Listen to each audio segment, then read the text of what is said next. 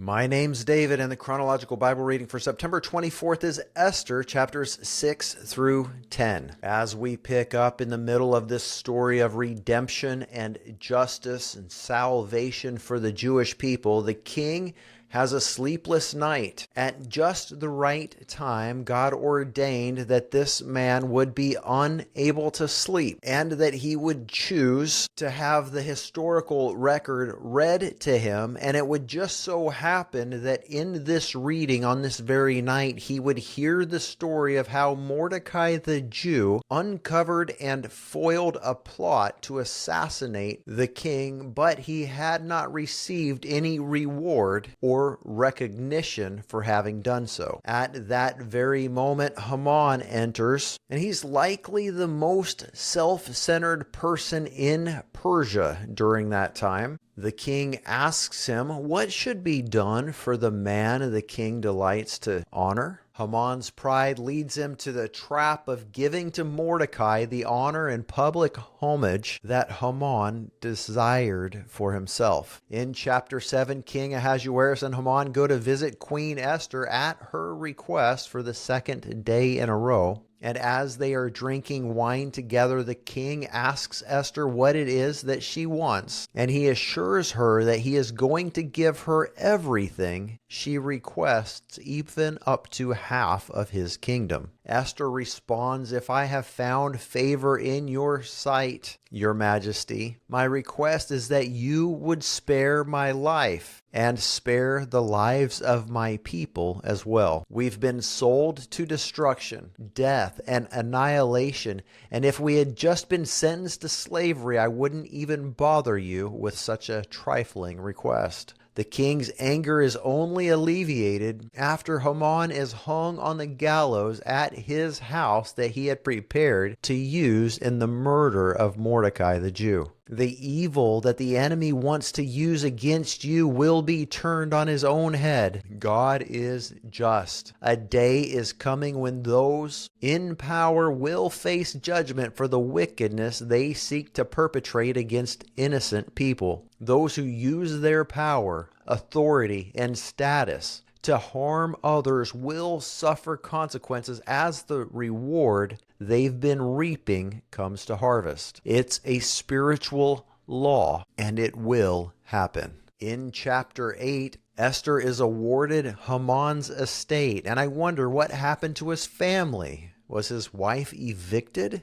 That may seem harsh, but remember, she was guilty of collusion and conspiracy to have Mordecai killed. Proverbs says that the wealth of the wicked is stored up for the righteous, and there will be a transfer of physical wealth from those who use it for selfish gain, and it will be given to those who steward it for the kingdom of God and use it to provide for and bless the least privileged in society. In verse 2, the king's signet ring that had been given to Haman was transferred to Mordecai. This represents the authority to legislate and preside over the kingdom, and like wealth, it will be transferred from the wicked to the righteous on this earth. Friends, this is not just a story from Jewish history during the exile to Babylon that is now under the reign of a Persian king. It's also a prophetic picture of what is going to happen continually in individual lives around the world until the full manifestation takes place on the day of Yahweh,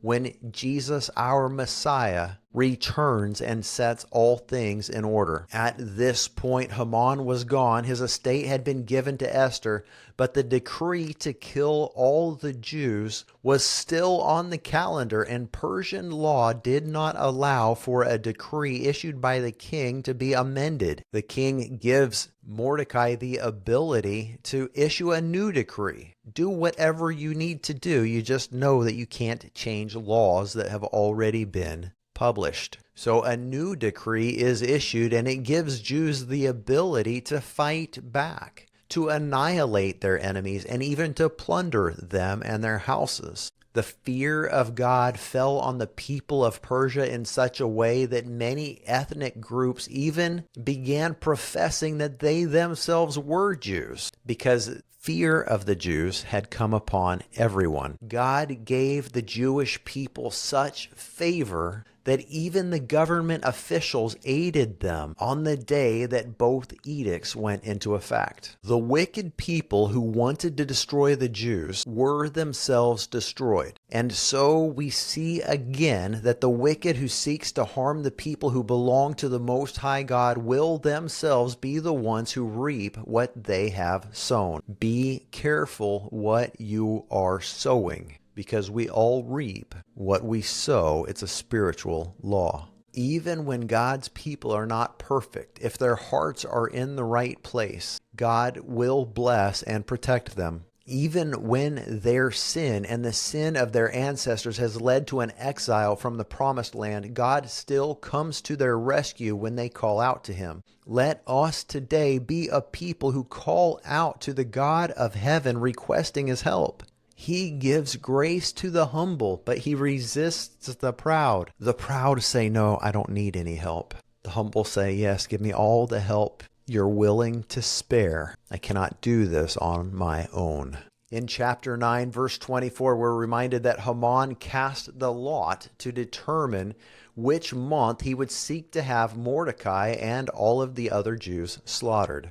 The Hebrew word for the word lot is Pur, and Jewish people all around the world still celebrate the feast of Purim today. In doing so, they read this book of Esther that we just read, and it's one of the merriest holidays on the Jewish calendar. It's a day of feasting and celebration, sending gifts of food to one another and giving gifts to the poor. One thing we know from this story is that God is a God of deliverance for his people who humble themselves under his mighty hand. May we learn this lesson well and celebrate God's goodness, his mercy, and his love for us. May we remember him and love him, give him all the praise he deserves because of who he is and all that he has done. And may he fill you with his Spirit. May you exemplify all the fruits of his Spirit as you continually seek him and as he changes all of us more and more into his image so we can partner with him more effectively to advance his kingdom on this earth. We'll see you tomorrow.